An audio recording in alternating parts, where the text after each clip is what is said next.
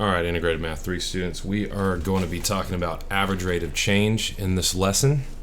The last lesson was about transformations and parent functions, and you should already be progressing through delta math. But the next section is average rate of change, and this is actually a topic that you learned in Integrated Math 2. So a lot of this will feel like review, except for the fact that we're looking at more polynomials now than just quadratics, because you would have just done this with quadratics, okay? So before we begin on these examples here, we have a graph, a table, and an equation, and I've got a bonus problem down here that we'll do for a graph or for a table, which we need. But we need to write what is average rate of change. So over to the side, we're going to describe it. So in your notes, let's go ahead and title Unit 1.2 average rate of change, what I have up here at the top, and then let's write a descriptor of what it is. Okay. Compared to some of the topics we've learned, I feel like this one's going to be pretty straightforward, especially since you should have seen this before. So average rate of change is the change in y divided by the change in x.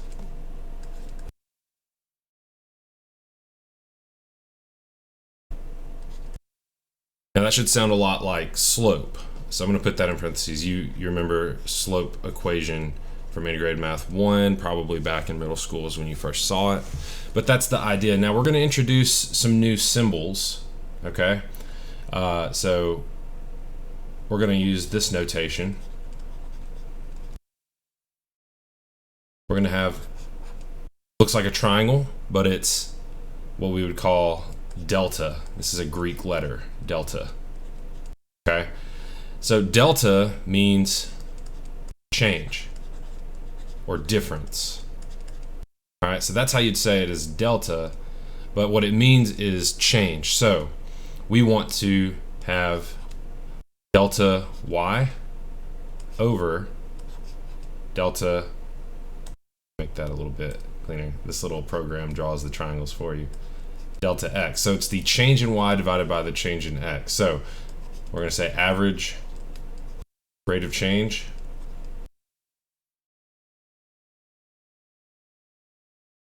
is equal to delta y over delta x. Again, this is like slope, so you will remember it like this: y2 minus y1 divided by x2 minus x1. All right, that's really all we need to know to be successful at average rate of change. Okay, so if you understand this idea and if you remember this from iMath 2, then you're already a step ahead. All right, but let's go ahead and look at some examples. So first off, here is an example of doing this graphically. Okay, we have our graph, and we want to find what is the average rate of change. So we want to know delta. Let me pull up my pen. We want to know delta y over delta x for this situation. Okay, so what a problem is going to give you usually is a range of x values, and that's what we have here. So from 4 to 8. So I'm looking at that. How we always write that is going to be this: x2 minus x1, y2 minus y1. Now we already have the x value, so you'll see that this one is the second x value. Let me actually write it this way. This one over here is x2. That's the second on that interval of x values. And then x1. Okay? So that's how you're labeling these. So let's rewrite this. And let me move down. So writing this, I would put 8 minus 4 on the bottom. Okay? And then next, I need to figure out what are the y values at these points. So let's start with the second point. So here's the graph. I go from 4 to 8. So what I'm going to do is I'm going to draw a line. And I think that this tool, I've never really used this that much. Let me try to use this. All right. Using my touch screen here. All right. Line it up here. 4 to 8. Okay. And I'm going to use a red marker here. And I'm going from this point all the way to this point. Okay, that seemed to work. So that's what I'm looking for. Imagine that that's a line that we're drawing, and we want to find the slope of it. So I have the x values. I went from 4 to 8, so it's 8 minus 4. Now I want the y value difference. Okay, so what is the y value at this point? Well, this is 8 comma negative 1. This point is 4 comma 2. And actually you'll notice that I messed that up. Look at the scale on the y-axis. It's going by 2's, so this is actually negative 2.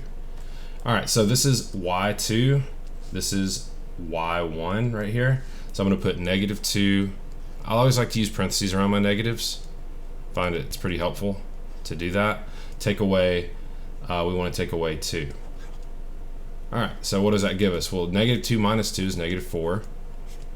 8 minus 4 is 4. We simplify that. Here's the answer to our question. All right, so that's how you're going to answer graphically finding the average rate of change, okay? Let's look at a table. So for this one, we're going to do delta y over delta x. All right, so we want y2 minus y1, x2 minus x1. We have our x2 here, we have our x1 here. We're just going to go ahead and subtract those. So 16 take away 4. Now what we want to do is we want to go, since now we're on a table, we're using our table of values. So the values that I want, I know that I'm going from 4. So here's where 4 is. Here is 16 right there. And I'm interested in those y values. So this is y2. This is y1. Okay, so if you're working on a test or if you're writing out work for some of these, you'll want to label these just to make sure that you're 100% accurate. You know, with this process, sometimes you can make mistakes by mislabeling, okay? So I get 38 take away 44. All right, so what does that give us? This is negative 6 up top, and we get 12 down here. So for this one, we're gonna have, we simplify that, it's negative 1/2. That's our average rate of change. So that's how you do it from a table. Now I want to show a special scenario for the table, which I have down here, okay? Let me zoom out actually on this one. So here, it gives us the average rate of change over this interval of from 3 to 7. So we have from 3 to 7, we know our x value change, but we need to figure out what this is. Okay, we don't know what this missing value is. So this type of question, we're sort of having to use some algebra to solve for the missing value. So let's try this out. We still want to use our formula, delta y over delta x. So what is the change in x? Well, I'm going to go ahead and circle these values again. So we have this here, and we want to go from 3. I'm going to label on the graph this time. So this is my x2, this is my x1. So I know x2 is going to be 7 take away 3. Then I want to do, here's y2 and y1, okay? And I don't know what y2 is. I'm going to leave that as a question mark, okay? But I know that subtracting that, it's going to give me my rate of change, which we know is 300. All right, so here's that 300. We're going to go ahead and put that here. We already know that it's equal to 300. All right, so what we can do is just some algebra to solve for this. Okay, so for instance, I'm going to start simplifying this. I'm trying to get this question mark by itself. I could actually rewrite this as y2, and I'm just trying to solve for y2. That's what I want to know because that's the missing value. So here we go. This is going to be y2 minus, oh, that's not a 2, good grief. y2 minus 15 equals, or excuse me, divided by 7 minus 3, which is 4, equals 300. All right. Next, we'd multiply both sides by 4. So that would go away. 300 times 4 is 1200. And that's y2 minus 15. Then what I do is I'm going to get the y2 by itself, I'm going to have to add 15 to both sides. It's going to get me y2 equals 12, 15. All right, so I've solved for that missing value there. Okay, so that's going to be our from a table, the different things that we could see. Okay.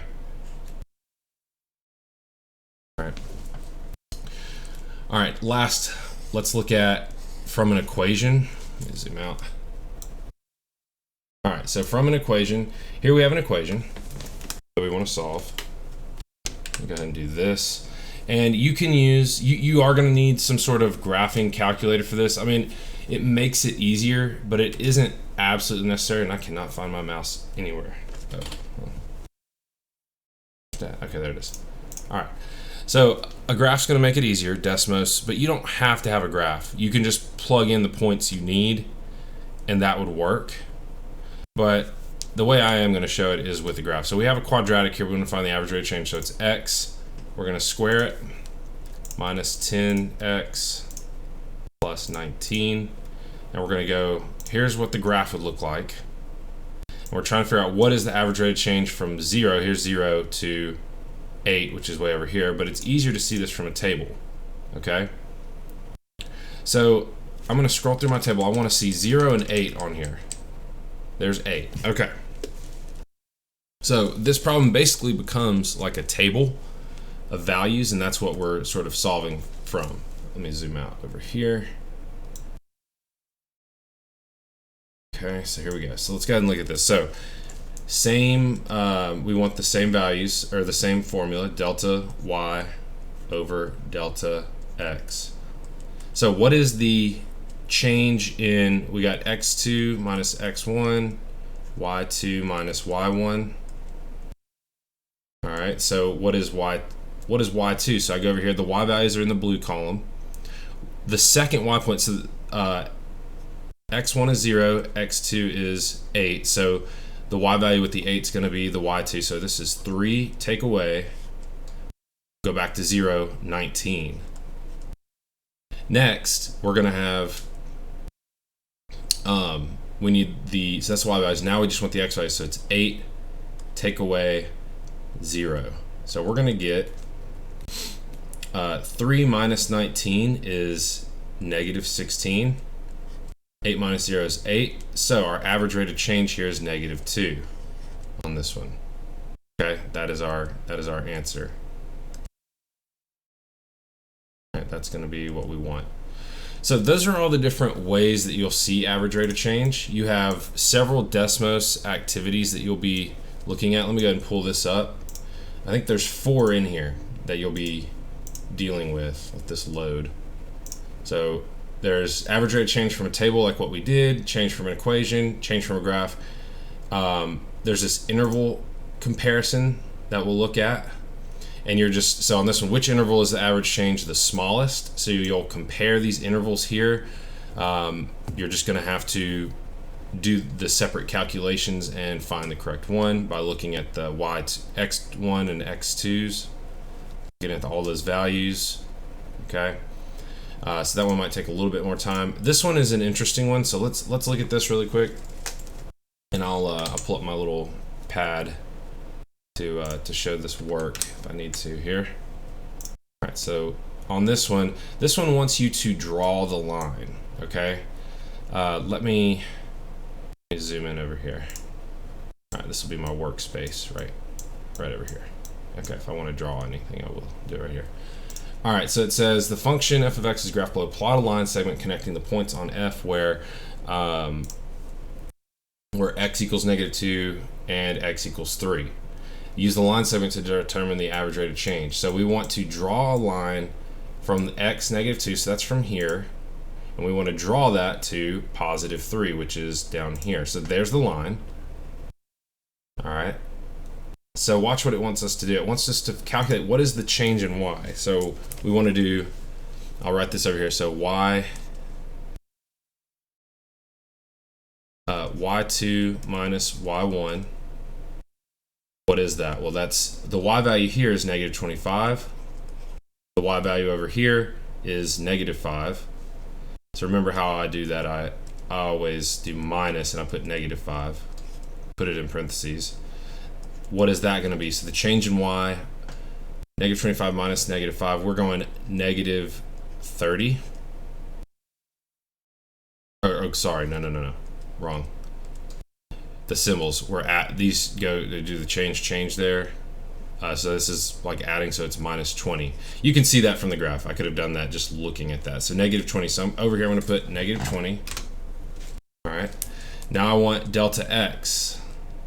Let me actually add this to this note here. So this is delta y. Now we want delta x. So x2 minus x1. We already had that listed out. It should be 3 take away -2. Remember that's that change there. So this is going to be 5. So I'm going to put a 5 here. And then remember it's this number divided by this number. So this should be -4. That should work for us. There we go. And that's how you're going to do that. And they put a cool little triangle on here. Okay. All right, so that's going to be it for this lesson. If you have any questions, feel free to reach out to me, email, remind. But you should be able to progress through most of this. You'll notice that, look, we only have 2 more sections for Delta Math. So this is a very quick unit compared to the last one. There is one set of skills that Delta Math didn't have. I did put in a request for it. But so the next lesson won't be over function equality. It'll be over function comparisons. But we'll have to get some other ways to practice that. Okay.